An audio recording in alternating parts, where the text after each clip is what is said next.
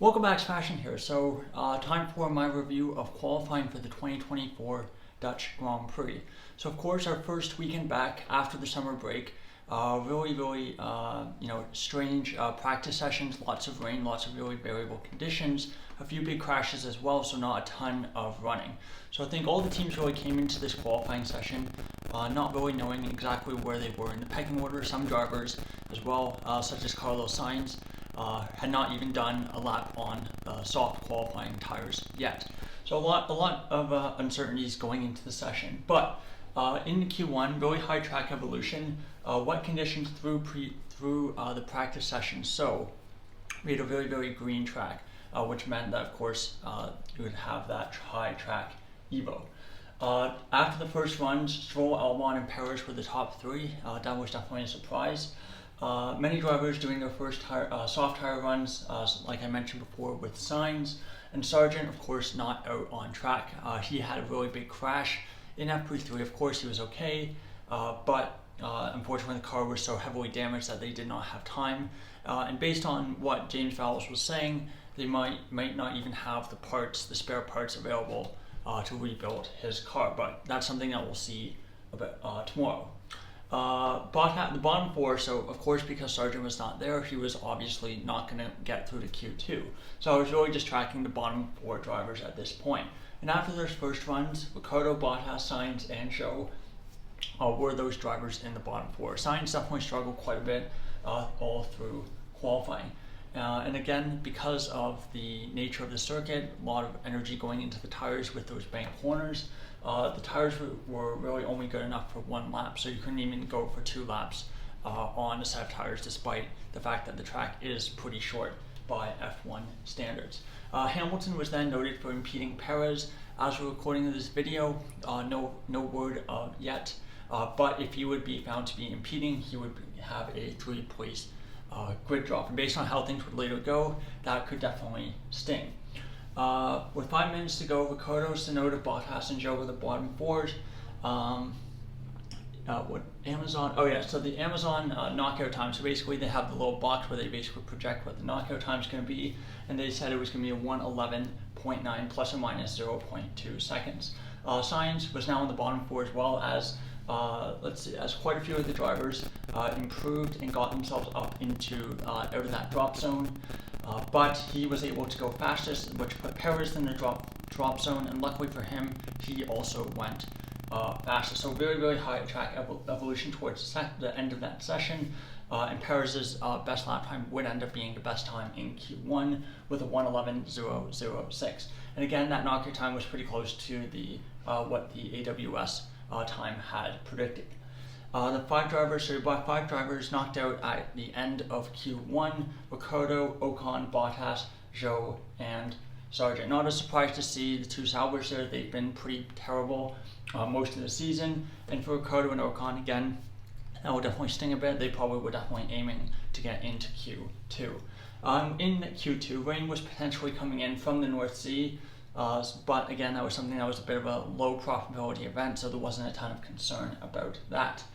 And of course, usually the first teams to go out in each of the qualifying sessions is usually the team, particularly Q1, Q2, are usually the teams that aren't really in the fight for pole. They know that they're not really going to be competitive. So it was a bit of a surprise to see that both Ferraris go out very early and just go out by themselves, and both of their times were not particularly good.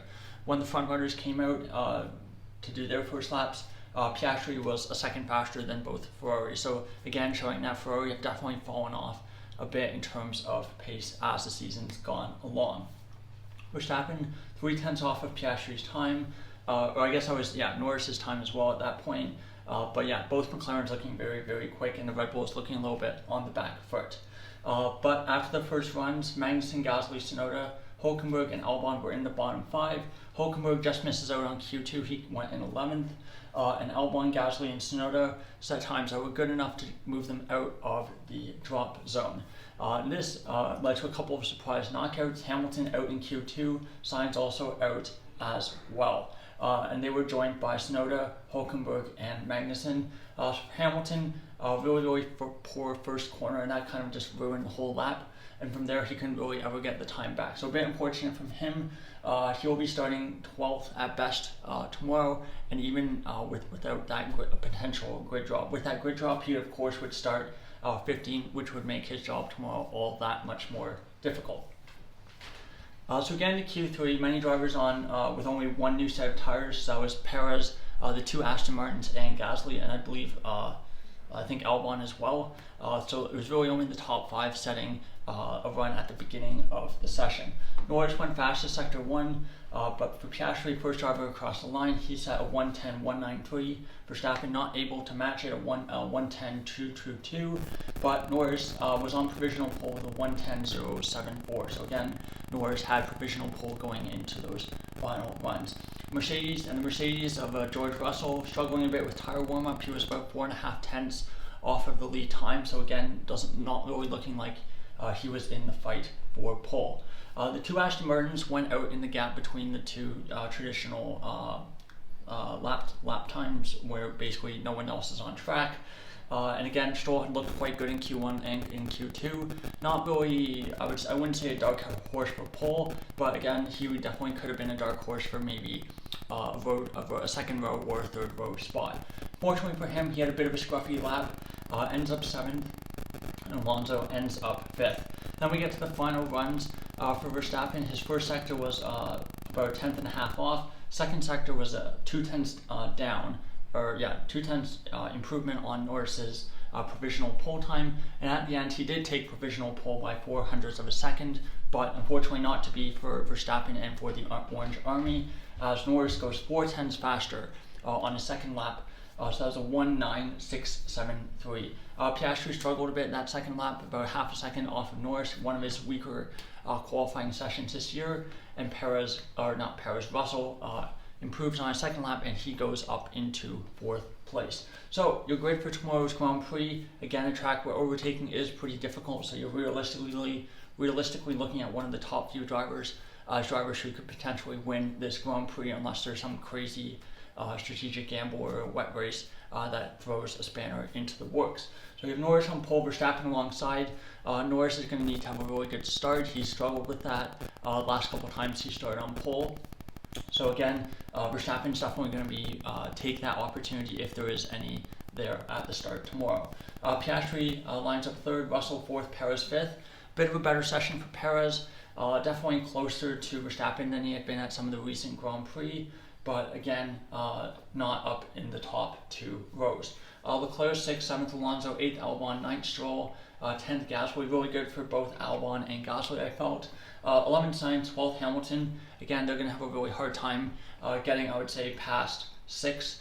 I just feel with the fact that overtaking is so difficult, and just with the fact that where those cars naturally are pace-wise, I think they're going to have a really hard time scoring big points tomorrow. A few points I think might be possible, but again, it will depend on how overtaking is tomorrow.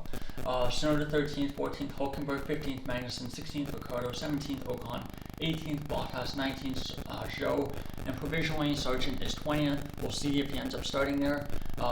He might be starting from the pit lane, and again, might not be starting at all, based on some of the comments that we've heard from James Vowles. But anyway, potentially pretty exciting grid that we have set up for ourselves for tomorrow.